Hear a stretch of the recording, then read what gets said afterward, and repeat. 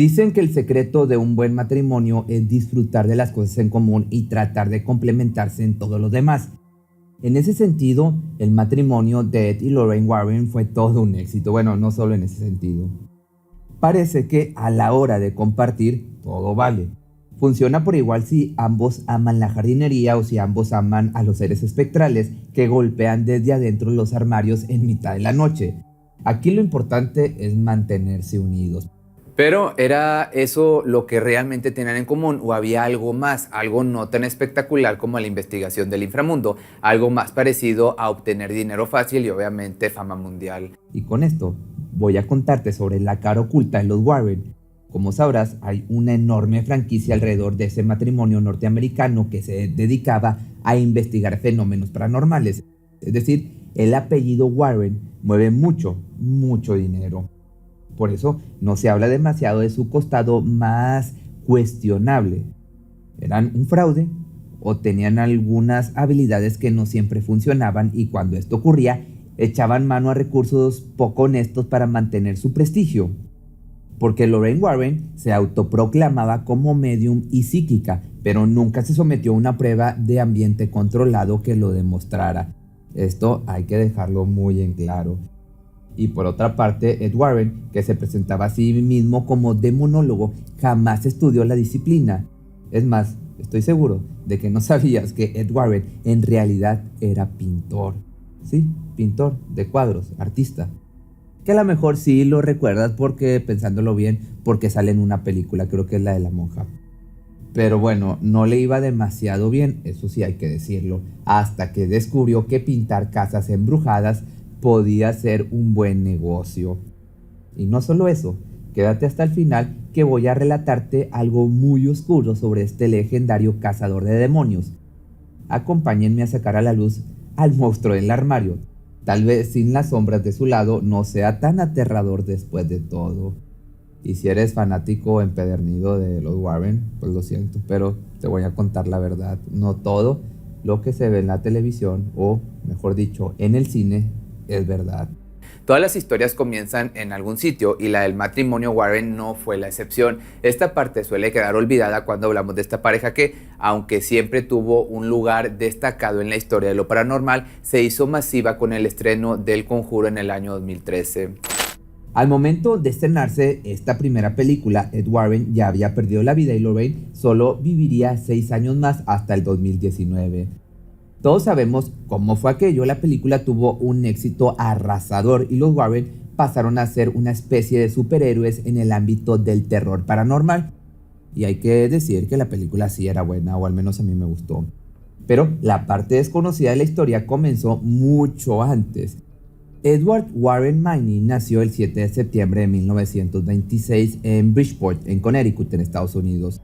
Según él mismo relataría, su infancia fue tan aterradora como las peores secuencias de las películas que llegarían décadas después. Entre los 5 y los 12 años, el pequeño Ed comenzó a vivir experiencias que muy pocos niños e incluso adultos podrían soportar sin quedar marcados de por vida. Ed Warren contaría que un hecho aterrador se repetía en su dormitorio por las noches. Ocurría entre las 2 y las 3 de la madrugada, cuando toda la familia dormía y el pequeño Ed se encontraba en su cama, sumido en la oscuridad y en el sueño liviano. Primero, fue un golpe que no podía precisar de dónde venía. Sonaba como nudillos contra la madera. Una y otra vez, Ed abrió los ojos entonces y trató de penetrar la oscuridad, pero todo era confuso. Cuando logró que sus pupilas se adaptaran a la oscuridad, pudo ver algo que lo paralizó hasta tal punto que ni siquiera logró gritar para alertar a sus padres que dormían al otro lado del pasillo. La puerta de su armario se abrió por sí sola, dejando ver las negras entrañas donde no llegaba la luz de la luna que entraba por la ventana. Pero esa oscuridad no duraría mucho. Lamentablemente, unas fantasmagóricas esferas de luz, lo que se conoce habitualmente como orbes, salieron flotando de las profundidades del armario. Pero estos orbes tenían rostros dentro, rostros que lo miraban fijamente mientras flotaban por el cuarto en tinieblas. El rostro que veía más a menudo era el de una anciana enojada. De pronto la habitación se enfriaba al punto de congelarme. Se escuchaban pisadas y susurros. A los pocos minutos ya estaba durmiendo en la cama de mis padres. Crecí sin saber qué era aquello. Esto, como te das cuenta, está en primera persona porque lo declaró en una entrevista para Secrets of the Supernatural. Pero por otra parte, aunque esto sin duda marcaría la vida de Edward, la que sería su esposa vivía en ese mismo momento su propia experiencia inexplicable. Lorraine Rita Moran nació el 31 de enero de 1927 en la misma ciudad de Bridgeport. Apenas un año menor que Ed, asistió a un colegio católico para niñas y fue en ese lugar cuando tenía 7 años que tuvo su primer contacto con el mundo sobrenatural.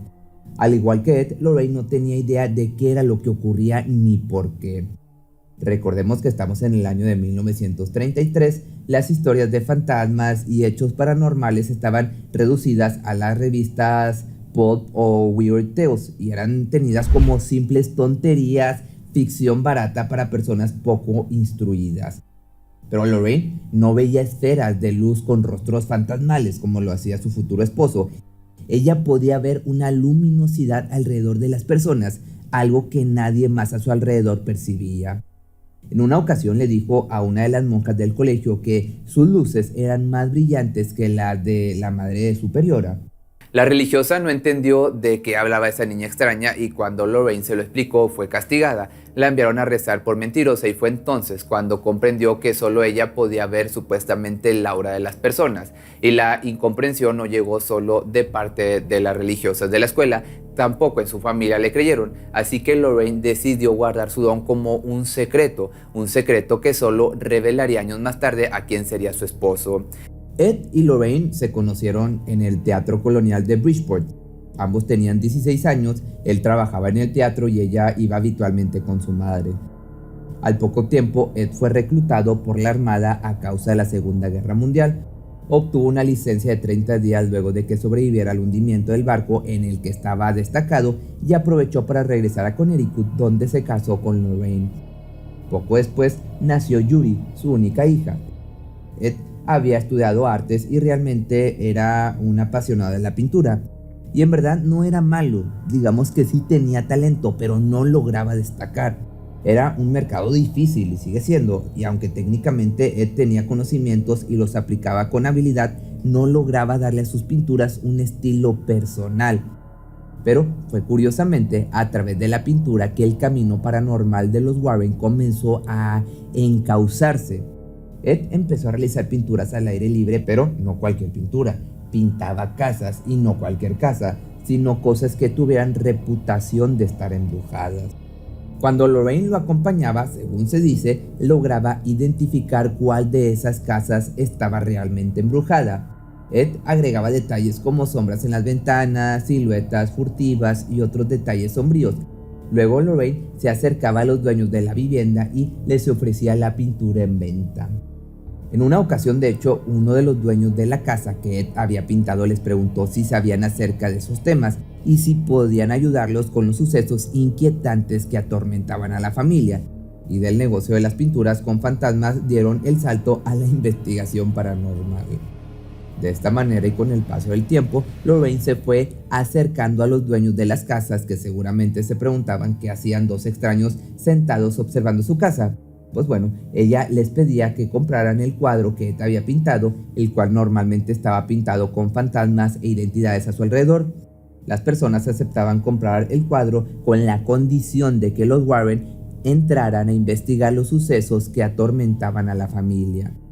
Ya para el año del 52, fundaron la Sociedad para la Investigación Psíquica de Nueva Inglaterra. Esta fundación fue la primera en dedicarse a la investigación de sucesos paranormales. Para ese entonces la fama de los Warren ya había escalado hasta los círculos especializados. Habían encontrado el oficio que ejercerían el resto de sus vidas. Desde ese momento, Ed se presentaba como demonólogo y Lorraine como psíquica y medium. Escribieron libros acerca de los casos en que habían trabajado y dieron conferencias por todo el país Como todos sabemos, también fundaron un museo donde exhibían, por un módico precio claro, los objetos malditos y pintorescos que habían recolectado a lo largo de su carrera como detectives paranormales. Pero claro, hasta aquí hemos hablado de lo que detalles más o menos todos sabíamos del matrimonio Warren. Pero ¿qué tal si ahora me acompañan a descubrir lo que muy pocos saben? Para empezar, Ed Warren no era un demonólogo. La demonología es una rama de la teología que debe estudiarse en un seminario, cosa que Ed jamás hizo. Claro que el rótulo de demonólogo era muy conveniente y apropiado, por lo que tampoco parecería tan grave que él haya, digamos, usurpado el título. Es un detalle pintoresco y hasta discutible. Lo que no se puede discutir son las matemáticas y en este punto esta pareja comienza a hacer agua. Ambos decían haber investigado más de 10,000 casos paranormales a lo largo de sus vidas, pero esa cantidad de investigaciones habrían llevado un poco más de 27 años sin descansar un solo fin de semana. Y de más está decirlo, una investigación no lleva solo un día. Además, como les comentaba, escribieron libros, dieron docenas de conferencias con viajes incluidos, criaron una hija y administraron un museo del ocultismo. ¿Cómo alguien podría entonces realizar 10,000 investigaciones completas? Las matemáticas no me dan. El caso emblemático que puso entonces a los Warren en la cima de la escena paranormal fue el de la casa maldita de Amityville, a raíz del libro que lo documentaba. Escrito por Jay Anson en 1977, fue un bestseller inmediato. La primera adaptación al cine llegó poco después, pero las inconsistencias y exageraciones fueron reveladas poco después y se acusó a Katie Lutz, su esposo, Jay Anson, y los Warren de inventar la mayor parte de los hechos que hoy se dan por ciertos y que han aparecido en todas las adaptaciones posteriores. Si nos enfocamos en las películas basadas en los archivos del matrimonio, el caso del Conjuro ha sido aprobado por sus propios protagonistas, la familia Perron. No obstante, la actual propietaria de la casa donde transcurre esta escalada de horror ha confirmado que nada de lo que muestra la película fue verdad.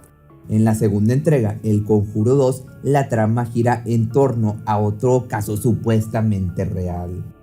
Tanto en la película como en los hechos, la familia Enfield fue sorprendida falsificando evidencias, aunque se supone que lo hicieron para no ser abandonados a su suerte, ya que los fenómenos eran reales.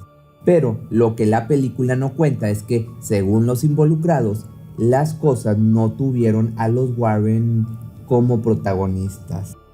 Como diría uno de los miembros de la familia Enfield, aparecieron sin ser invitados y se fueron al día siguiente. Algo que no parece propio de los mejores investigadores de lo paranormal en la historia americana, ¿o crees que estoy equivocado? Por otra parte, el caso de Annabelle, la muñeca maldita, yo creo el más famoso, no deja lugar a dudas. La historia apareció en un episodio de Twilight Zone 7 años antes de que los Warren se atribuyeran haber llevado la investigación del suceso. Por si esto no fuera suficiente, tenemos el testimonio de un sacerdote de la diócesis católica de Scranton. El sacerdote fue enviado a socorrer espiritualmente a una familia de apellidos Moore. Los Moore habían solicitado un exorcismo que la diócesis les había negado.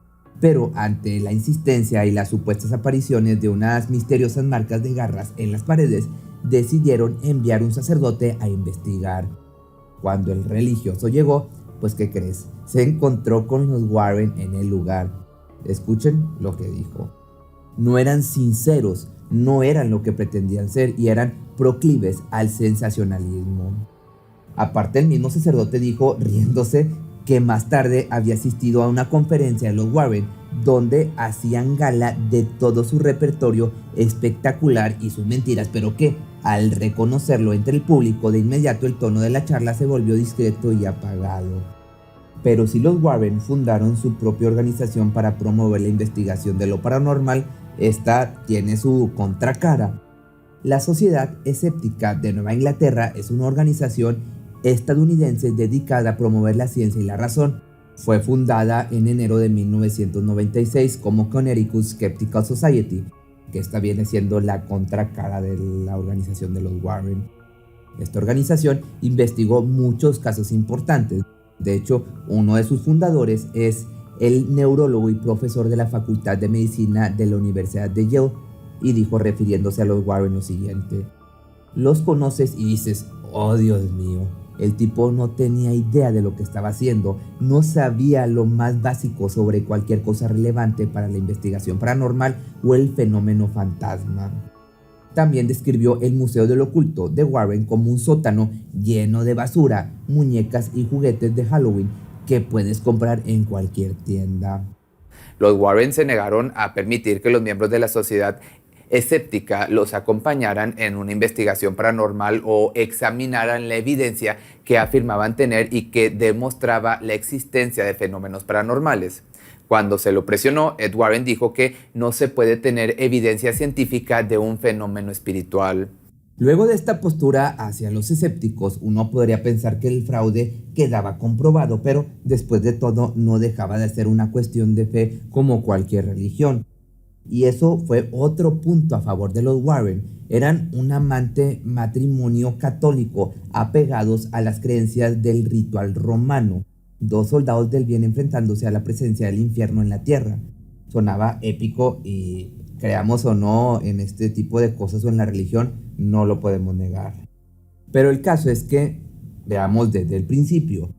Pocas semanas después del estreno de la primera película del Conjuro en el año 2013, el éxito y el dinero entraba a baldazos por la ventana de la productora Warner Brothers.